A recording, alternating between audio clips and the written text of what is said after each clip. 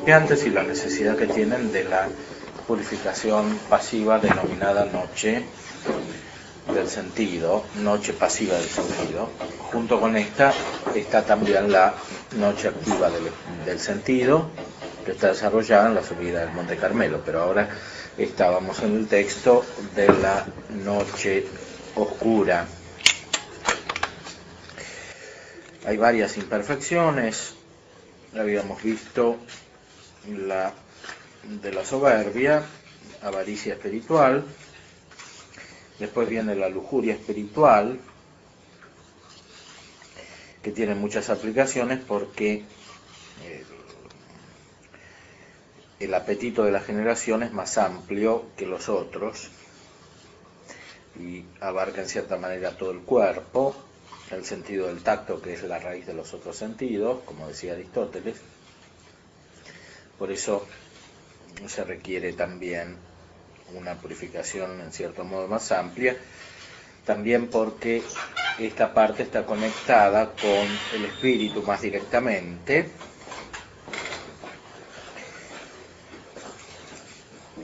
¿Por qué tacto? El tacto porque para la generación hay que utilizar el sentido del tacto. Y abarcando en cierta manera todo el cuerpo, tiene como una cierta coextensión con el alma que es forma de todo el cuerpo. Aunque el sentido más espiritual, como dice Aristóteles, es el de la vista, porque nos muestra más diferencias. Y después viene el sentido del oído. O sea, son los más cercanos al espíritu en cuanto permiten que los fantasmas sean más elaborados y la abstracción pueda tener no digo un punto de partida, sino un apoyo más cercano.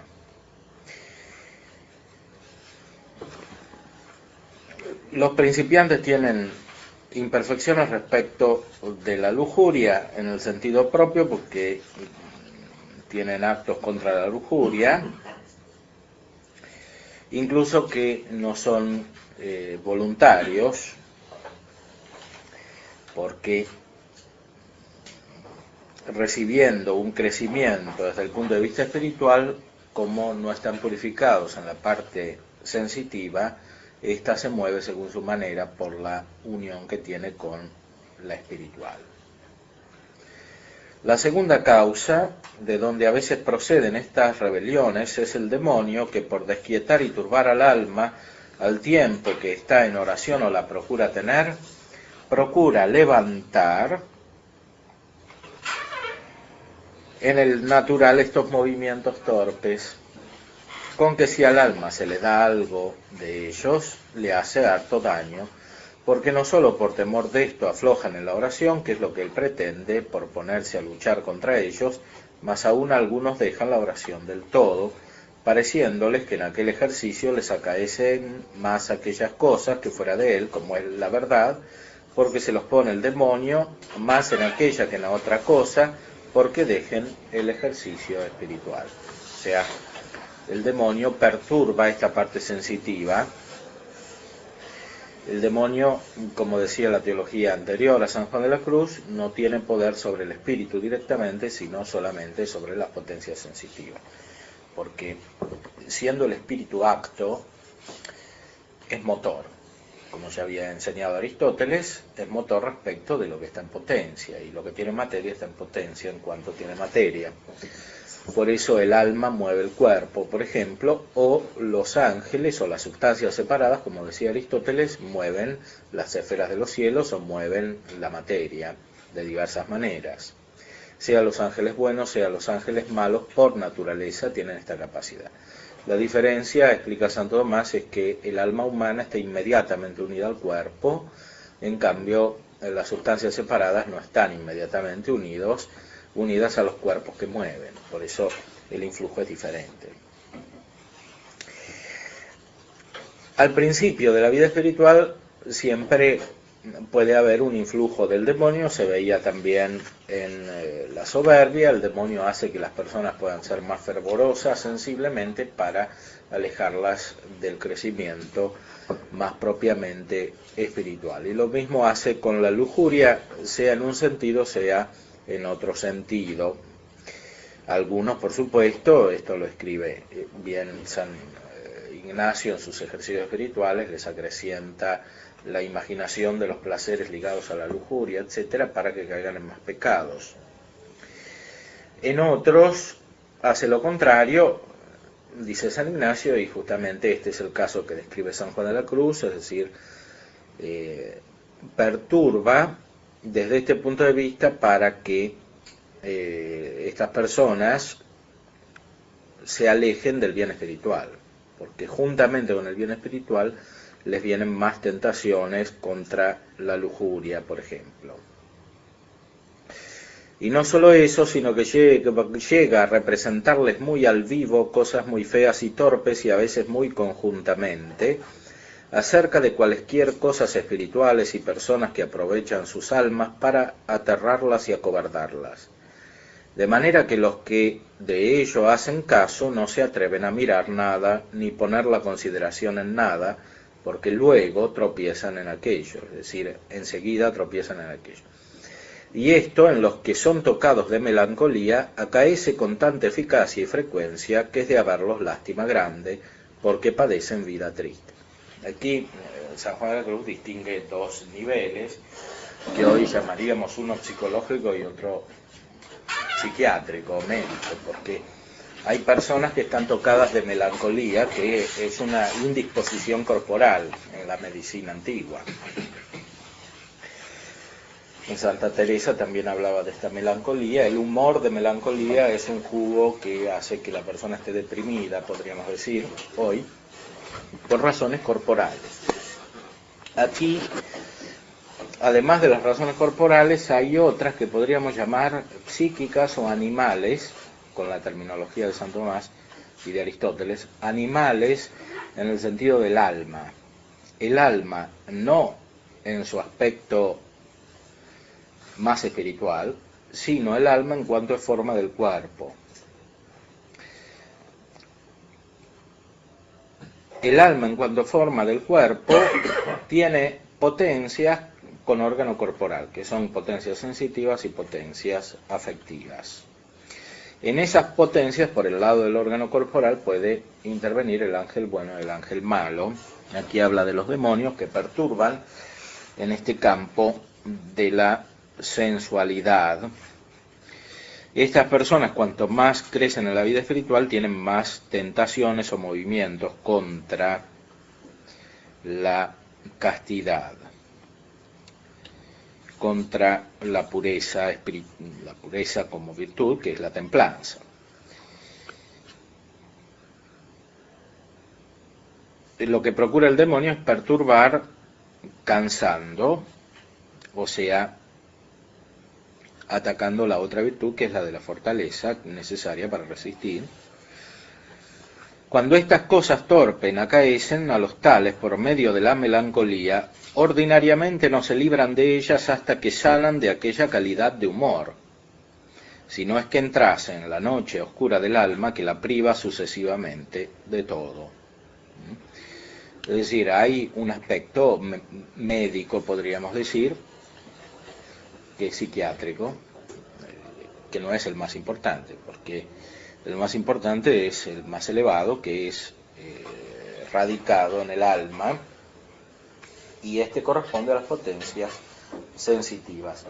Hasta ahí llega el demonio perturbando. Si estas personas quedan enredadas en la parte sensitiva, no pueden huir del influjo del demonio. El demonio logra lo que ellos quieren. Entonces el método que aconseja San Juan de la Cruz, que es el de la tradición de los teólogos anteriores, es la huida. La huida, que significa no un acto de cobardía, sino una atención puesta en cosas más importantes.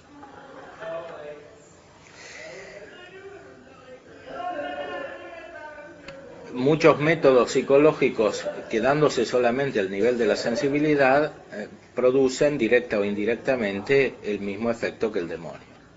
Es decir, acrecientan la atención del alma sobre los aspectos sensitivos. Por ejemplo, revolver la historia anterior, etcétera, cosa que hacen los psicoanalistas, produce una fijación de la atención sobre los aspectos sensitivos, lo cual implica una nueva disposición para que se reproduzcan los aspectos negativos.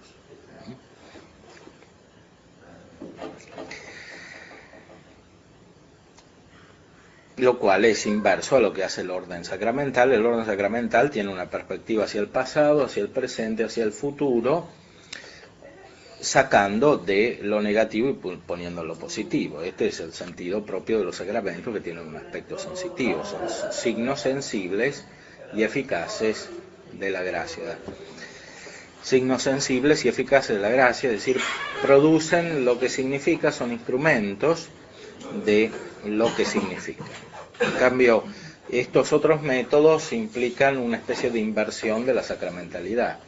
O sea, desde el punto de vista sensitivo pueden reproducir una disposición para un influjo negativo. Eso es muy importante para analizar no solo los aspectos psicológicos de la cultura, sino los aspectos generales de la cultura, porque eso está presente incluso en las teorías filosóficas.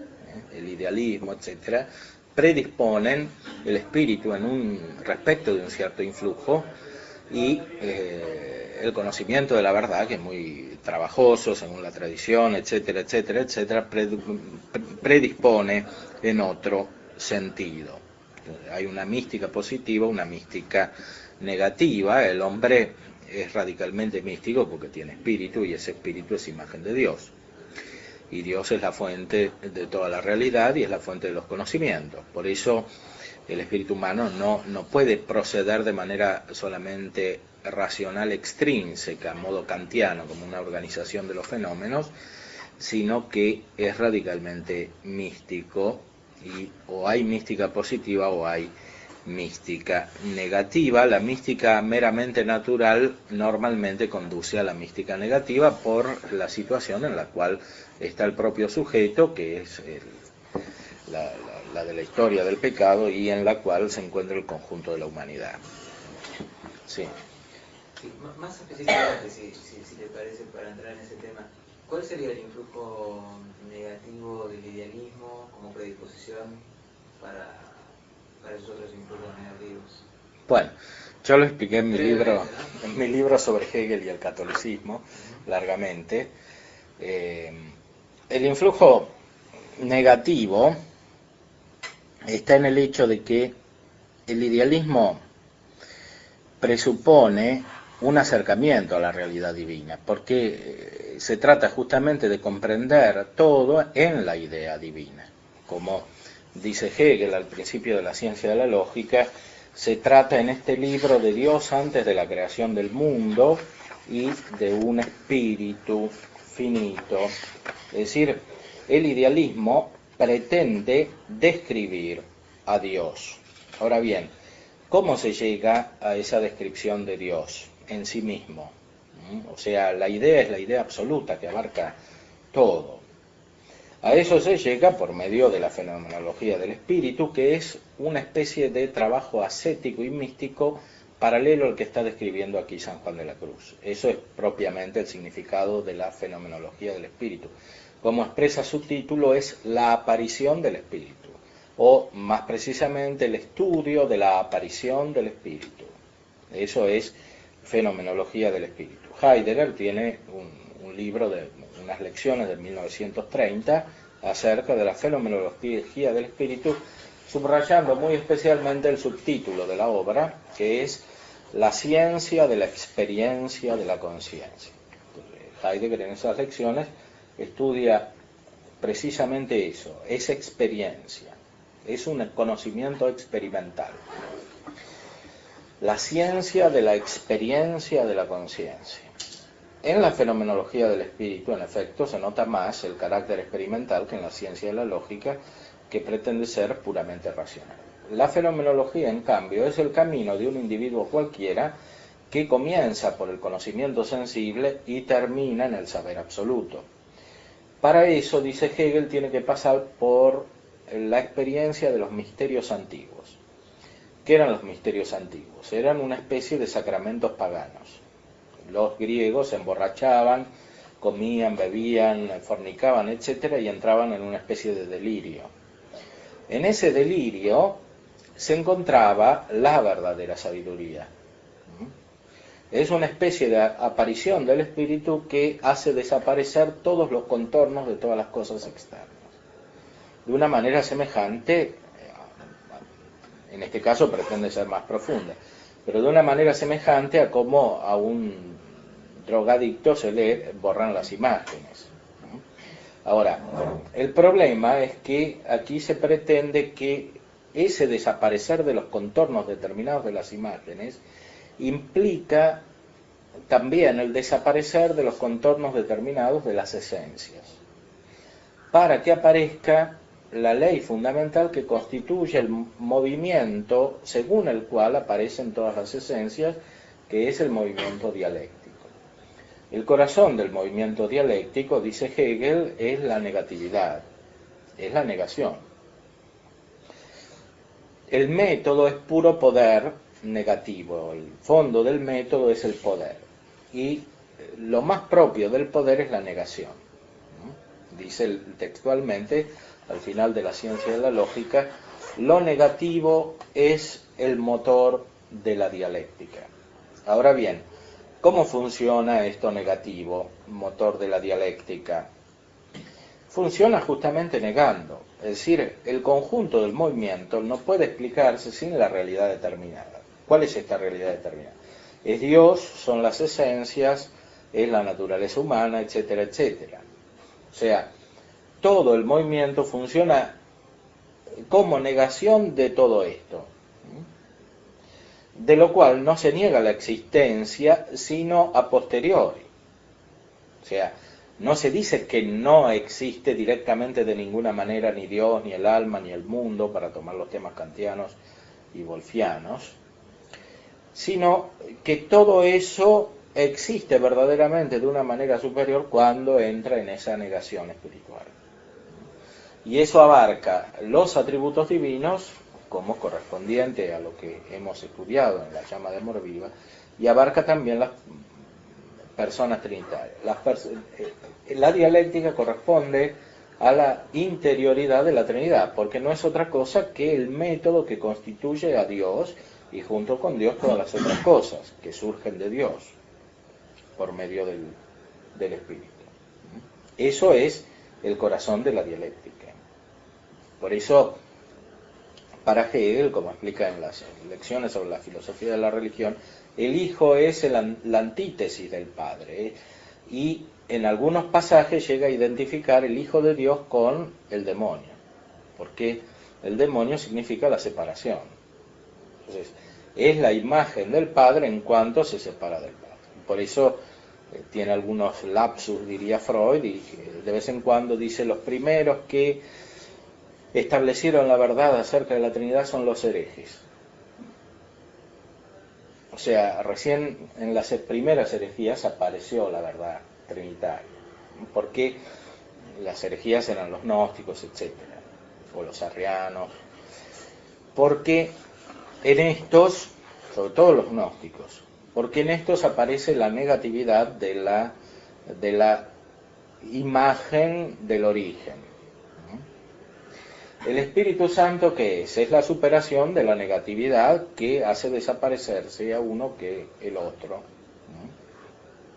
El amor es fusión de ambos en algo que los anula. No es una persona distinta. Y por eso, para Hegel, Dios desaparece cuando se hace hombre. La encarnación del Verbo es la desaparición de Dios. Entiende, por supuesto, en sentido protestante, lo que dice la carta a los Filipenses: se vino hacia la nada, como dice el texto griego, es kenos en geauton, que quiere decir que vino hacia la nada. Bueno, los protestantes traducen se anonadó, se hizo nada, como si la realidad divina por la encarnación se volviera lo contrario de la realidad divina. Si la realidad divina es el ser, la plenitud, etcétera, como dice San Pablo, la encarnación significa la vuelta al vacío, el cambio hacia el vacío, etcétera. La encarnación del Verbo es la manifestación de la vida trinitaria, en el sentido de que así como Dios desaparece cuando se hace hombre, Dios desaparece esencialmente en su movimiento trinitario porque el Padre se hace el Hijo.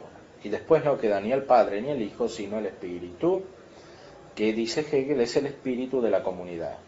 O sea, no existe un Dios anterior que sea abstracto, no existe el Hijo porque ya murió en la cruz, lo que existe es la comunidad. El Hijo resucita en la comunidad y esa comunidad es el Espíritu Santo. Por eso la llama el Espíritu Santo de la comunidad, que no es un espíritu como Dios separado de la comunidad. Bueno, esta visión entra en muchas teologías de origen protestante e indirectamente en otras católicas, a través de los protestantes. Primero entró en el siglo XVIII en las teologías ortodoxas, rusas especialmente, que desarrollaron toda esta teoría de la kenosis, que es una palabra patrística que está entendida en otro sentido totalmente diferente en los padres, porque significa justamente esa plenificación de lo que sin Dios es nada, porque el hombre sin la creación es nada y el hombre con el pecado es nada. Eso es lo que quiere decir. Dios, por su potencia divina, se acerca hacia la nada. Así lo explica también Santo Tomás en el comentario a la carta a los Filipenses, etc. Bueno, los idealistas, especialmente Hegel, entienden la vida trinitaria como dialéctica, que quiere decir oposición. Y la encarnación del Verbo, la primera manifestación de la vida trinitaria, también como oposición. Dios desaparece cuando se hace hombre. Eso va a parar después también a Nietzsche, que habla de la muerte de Dios, porque si Dios es la humanidad, Dios no es más algo separado de la humanidad, no es abstracto. El hombre es ese Dios, es el superhombre de Nietzsche, etc. Bueno, para Hegel, todo esto tiene un origen místico de dos maneras. De una manera inmediata en su biografía, porque Hegel se acercó a la religión católica, tenía una novia católica, etc. Y eso lo marcó profundamente. Es evidente que ha captado muchas verdades y después se alejó de esas verdades. Cuando estaba en Frankfurt tenía amigos masones, etc. Bueno, se fue alejando de esa verdad, pero siempre le quedó. Por eso para Hegel la verdad está en la doctrina católica. La praxis real está en el protestantismo. Entonces, ¿qué hay que hacer? Una nueva religión, que es la combinación de la verdad católica con la praxis protestante. Eso es sintéticamente lo que entiende Hegel por religión. Ahora bien, por el lado protestante le viene la dialéctica, por el lado católico le viene la mística, porque la mística es propia de lo católico. Los protestantes no tienen mística, tienen teología de la cruz, que es otra cosa. El paralelo de San Juan de la Cruz en los protestantes es todo lo que Lutero desarrolla acerca de la teología de la cruz. Esa teología de la cruz no supone un crecimiento interior del sujeto, un crecimiento espiritual, porque para los protestantes la gracia es externa. Por eso, de la concepción protestante surge filosóficamente la dialéctica. Ahora bien, en Hegel no entra solamente el aspecto protestante, sino que entra el aspecto católico. Explícitamente él quiere asimilar todas las doctrinas católicas, alaba la escolástica mucho, se funda sobre Aristóteles, y en Aristóteles hay una componente mística natural, como ya hemos analizado. Por el lado teológico de la doctrina católica, que no rechaza la filosofía, sino que asimila la filosofía al revés de lo que hace el protestantismo. Y por el lado filosófico de la doctrina aristotélica y en parte platónica, le entra la mística a Hegel, cosa que Kant quiere rechazar. La filosofía kantiana es un intento por alejarse de la mística, es un intento consciente por alejarse de la mística.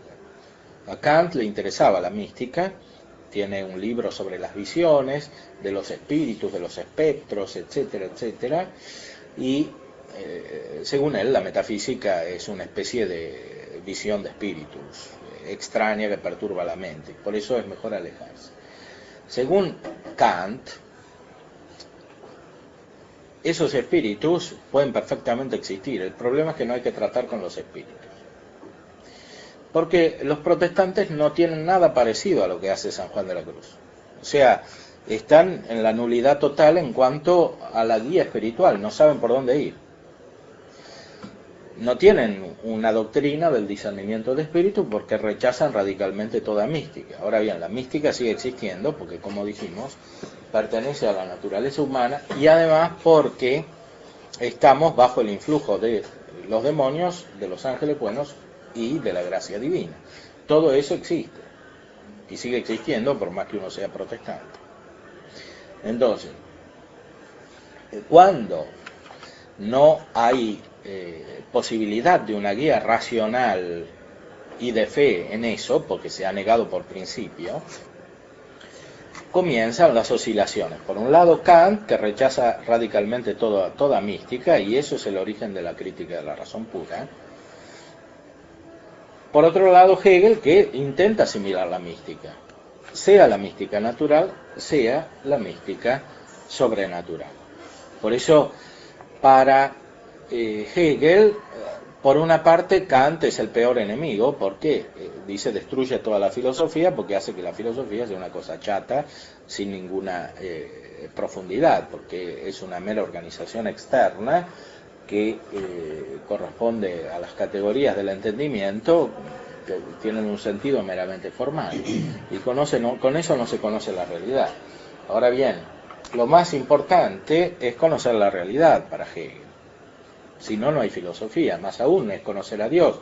Dice muchas veces, la filosofía es conocer a Dios. Entonces, si no está Dios, si no está el espíritu, no hay filosofía. El problema es que eso no hay que hacerlo como hicieron los católicos, es decir, creyendo que Dios es una cosa en sí. En lo cual, según Hegel, los católicos son como los kantianos, creen en la cosa en sí, que está más allá. Creyendo que la Eucaristía contiene a Dios como si fuera una cosa en sí, dice Hegel. Y pensando que las realidades finitas también son cosas en sí como si fueran sustancias. Todo eso, dice Hegel, es abstracto. Y abstracto para él quiere decir separado, y separado quiere decir que no existe. Que no existe como separado, pero existe en el conjunto del proceso que constituye la idea, que se mueve justamente gracias a esa separación. ¿Cuál es el corazón o el núcleo de esa separación? La nada, lo negativo. Entonces, hay cosas gracias a la nada. Si no hubiera nada, no habría cosas. Por eso dice Hegel en este libro de la ciencia de la lógica, que crear es sacar de la nada. Entonces dice, los católicos tienen razón, dicen que Dios creó las cosas de la nada. Crear de la nada quiere decir que vienen de la nada. Pero ahí ya invirtió el sentido. Porque en la filosofía clásica, tomista, etcétera, crear de la nada quiere decir que Dios es el ser y que no hay nada más. Y que Dios pone el ser sin presuponer nada. En cambio, en la expresión de Hegel, crear de la nada quiere decir que la nada es el origen, junto con el ser. Porque en realidad el ser es la nada y la nada es el ser. ¿Recuerdan las famosas expresiones del principio de la ciencia de la lógica, de los capítulos ser, puro ser, sin ninguna otra determinación. En su inmediación indeterminada es igual solo a sí mismo, y tampoco es desigual frente a otro. No tiene ninguna diferencia ni en su interior ni hacia lo exterior. Por vía de alguna determinación o contenido que se diferenciara en él, o por cuyo medio fuese puesto como diferente de otro, no sería conservado en su pureza. Es la pura indeterminación y el puro vacío. No hay nada en él que uno pueda intuir, si puede aquí hablarse de intuir. O bien él es solo este puro vacío intuir en sí mismo. Tampoco hay nada en él que uno pueda pensar. O bien este es igualmente solo un pensar vacío.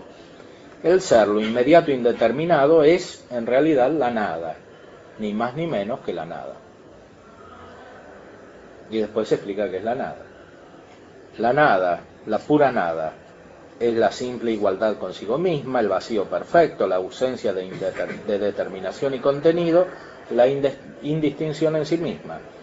En cuanto puede hablarse aquí de un intuir o pensar, vale como una diferencia el que pueda ser intuido o pensado algo o nada. Intuir o pensar la nada tiene pues un significado, los dos son distintos, y así la nada existe en nuestro intuir o pensar, o más bien es el intuir y pensar vacíos mismos, y el mismo vacío intuir o pensar que es el puro ser.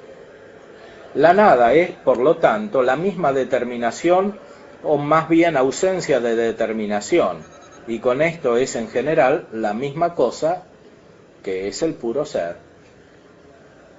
Bueno, evidentemente a los que no están acostumbrados a la filosofía, este texto les habrá producido un cierto efecto espiritual. Ese efecto espiritual, ¿por qué? Claro. Y eso que leí media página. Ahora, si uno tiene que leer 2 volúmenes, como es la ciencia de la lógica, yo la leí toda, eso produce otro efecto espiritual. Sobre todo si uno es soberbio y cree que tiene que entender esto porque si no, no es profundo. Entonces, el que es soberbio y curioso quiere decir que tiene una deformación afectiva, porque una cosa es el conocer y otra cosa es la curiosidad. Conocer es siempre bueno, pero ser curioso no es siempre bueno. Ser curioso quiere decir querer conocer desordenadamente. Por ejemplo, algo que a uno lo supera. En otra época estos libros los prohibían por ese peligro. Ahora no los prohíbe, pero se notan los efectos también. Bueno, entonces, si uno lee mucho esto, siendo curioso, que quiere decir siendo soberbio, o sea, pretendiendo captar cosas que lo superan, como si acá hubiera un arcano que no se puede entender de otra manera y que uno tiene que llegar a entender, bueno, para ser superior, ahí entra la mística. Y este es radicalmente el problema de Hegel.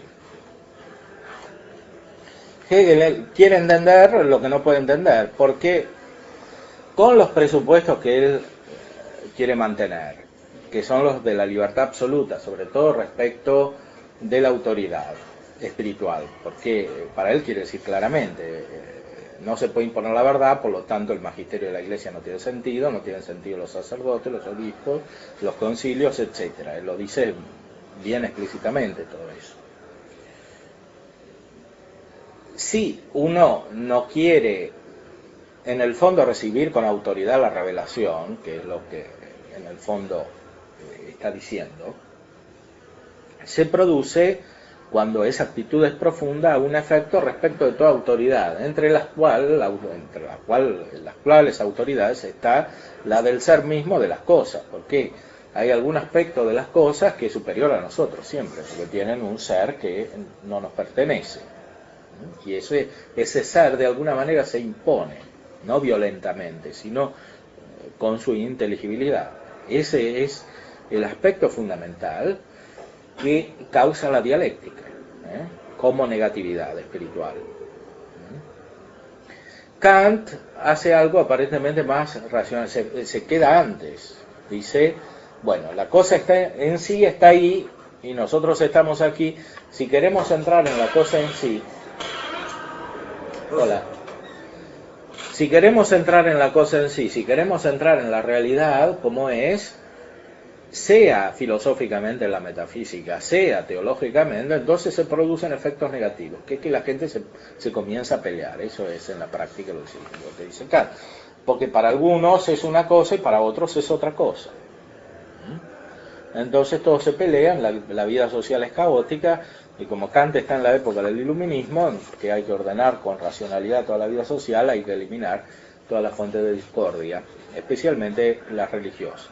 Bueno, en esta época estamos todavía en el iluminismo, porque habrá posmodernismo, idealismo, etcétera, pero la cultura dominante todavía es la del iluminismo. O sea, la gente común es iluminista. En el siglo XVIII los iluministas eran una élite, algunos ilustrados, que estaban en las cortes de algunos reyes, etcétera. Ahora los iluministas son todos, porque todos van a la escuela que es iluminista. La escuela actual es como, aunque sea del siglo XXI, es como si fuera del siglo XVIII, pero agrandada.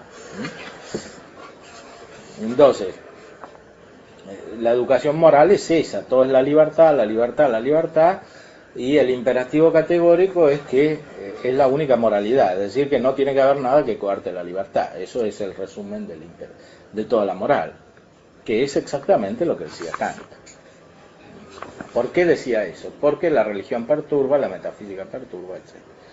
Entonces no hablemos de religión, no hablemos de filosofía, y así la escuela se reduce a lo que es ahora. Bueno, eso que está en la escuela está en el conjunto de la sociedad, está en los diarios, en el orden jurídico también. Y tiene una especie de contraposición hegeliana en un intento de captar en profundidad la realidad. Ese intento actualmente tiene dos versiones. Una filosófica, que es Heidegger, y todo lo que deriva de Heidegger, y otra teológica, que es la teología católica protestantizada. Esa teología católica protestantizada es, por un lado, católica y por otro lado, protestante. Es decir, es hegeliana. Y de hecho, en general, se inspiran explícitamente en Hegel. Porque, por un lado, hay una fuente mística, que es lo que le da energía, y por otro lado hay una negatividad, que es la actitud kantiana, protestante, de la rebelión contra la autoridad. Y eso engendra una dialéctica permanente, en la cual estamos inmersos. Ahora bien, frente a esa dialéctica permanente hay dos actitudes. Una es decir, bueno, tenemos que salir de la dialéctica, porque así no podemos vivir, es un caos interno y externo. Esto disgrega todo y no vamos a ninguna parte. O identificar la dialéctica con la profundidad. Entonces, ser dialéctico es ser profundo. Que es lo mismo que hacen los psicoanalistas y los psicoanalizados en particular. Eso pasa en particular, después pasa en universal. El psicoanálisis es un método dialéctico, porque el fondo de todo es el conflicto. Cuanto más conflicto tenga uno, más profundo es. Si más choca su vitalidad, sexualidad, libido, etcétera, con su racionalidad que está afuera, y su moralidad, etcétera, porque es una persona más elaborada. Entonces lo que hay que hacer es comprender cada vez más el conflicto al infinito. Bueno, ¿qué es ese conflicto? En el fondo es la dialéctica. Es la dialéctica que está expresada de manera filosófica en términos universales.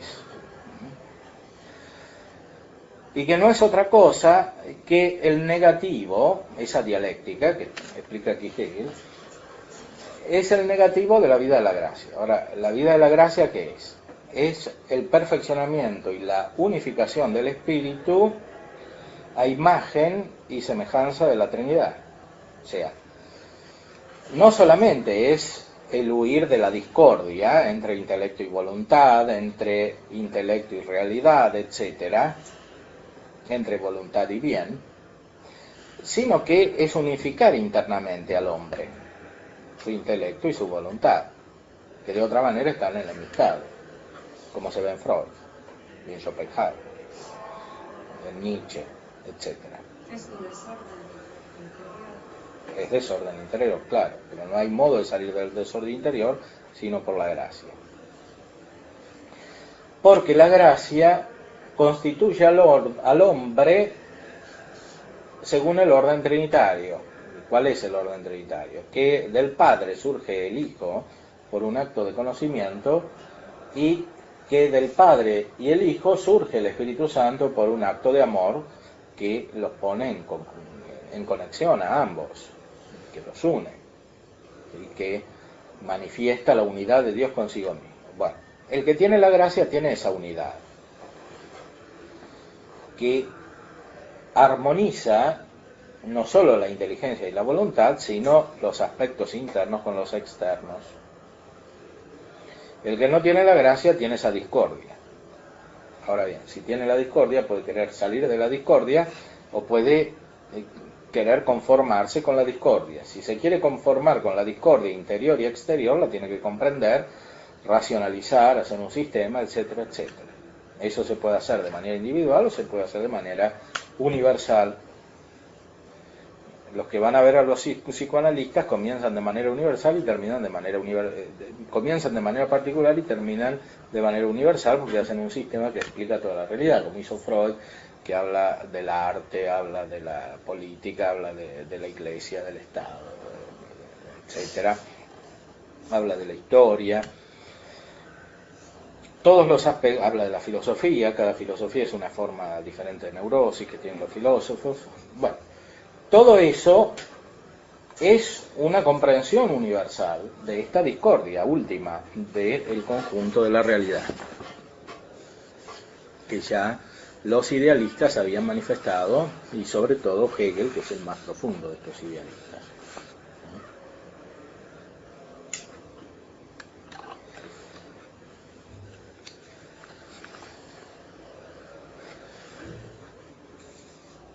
Bueno,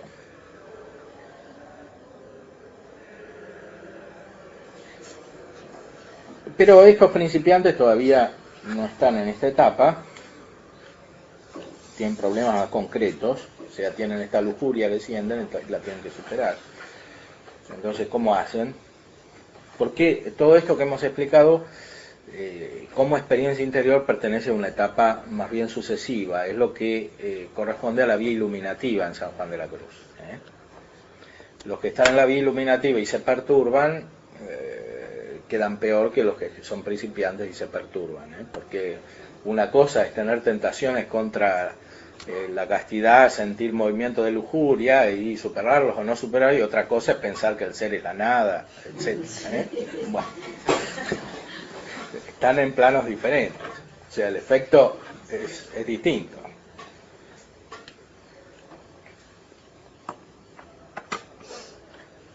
Por eso dice San Juan de la Cruz, como vamos a ver después, que los que están en la vía iluminativa y tienen defectos son más incurables que los otros, si no van adelante. Además, estos de la vía iluminativa normalmente son personas que tienen más responsabilidad, son profesionales, son sacerdotes, obispos, religiosos, etc. Y después tienen influjo sobre los demás. Bueno. Entonces, el tercer origen, de donde suelen proceder y hacer guerra estos movimientos torpes, suele ser el temor que ya tienen cobrado estos tales a estos movimientos y representaciones torpes. Porque el temor que les da la súbita memoria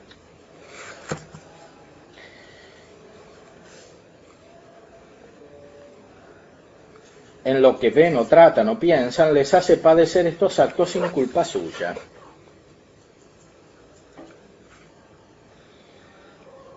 Hay también algunas almas de naturales tan tiernos y deleznables que, en viniéndoles cualquier gusto de espíritu y de oración, luego es con ellos el espíritu de la lujuria, que de tal manera los embriaga y regala la sensualidad, que se hallan como engolfados en aquel jugo y gusto de este vicio. Bueno, esto es estrictamente psicológico humano, no es la acción del demonio, es el hombre que todavía no está desarrollado por la gracia. Aquí hay un aspecto que proviene del pecado y otro que es simplemente natural, porque en la naturaleza sensitiva no obedece siempre por sí misma a la razón, debe ser regulada por la razón y eso requiere un esfuerzo, requiere actos, como explica Aristóteles en la Ética Nicómaco. Si naturalmente la parte sensitiva hubiese obedecido a la razón, después del pecado original hubiese quedado el orden, porque el pecado original no destruye toda la naturaleza, no quedó ese orden porque no es natural. Antes del pecado original era sobrenatural, o sea, venía de la gracia. Y ahora la gracia tiene que reconstruir lo que se perdió por el pecado original y por los otros pecados. Es decir, ese orden tiene que volver a formarse, pero esa reformación es más difícil para el sujeto que la formación, porque hay que transformar lo que tiene una forma deformada. Es como arreglar algo que está roto, a veces es más difícil que hacerlo de nuevo. Bueno, de la misma manera sucede con la naturaleza humana, porque esa desintegración, justamente porque la naturaleza es elevada, es espiritual, etcétera, esa deformación tiene energía, o sea, las partes que están desintegradas recíprocamente o sin armonía tienen energía que les viene de la condición espiritual de su naturaleza, y por eso cada una es difícil de armonizar con la otra. Tiene que haber un acceso realmente a una realidad muy superior. Es como ese conjunto de personas, hay personas que se pelean mucho y supongamos que son personas buenas, las personas buenas también se pelean mucho. Si esas personas buenas se pelean mucho, se unen solamente cuando hay algo muy superior que hacer, que es un fin muy elevado que los atrae, y bueno, entonces ahí eventualmente se armonizan, si no vuelven a sus conflictos habituales. Bueno, lo mismo sucede dentro de la persona. Todas sus partes están desarmonizadas. La gracia es participación de la unidad divina. Así como nos asimila a la Trinidad, nos asimila a la unidad de Dios. Y eso se percibe antes que la asimilación a la Trinidad, porque está más cercano a la naturaleza. La naturaleza de cualquier cosa refleja ya la unidad de Dios.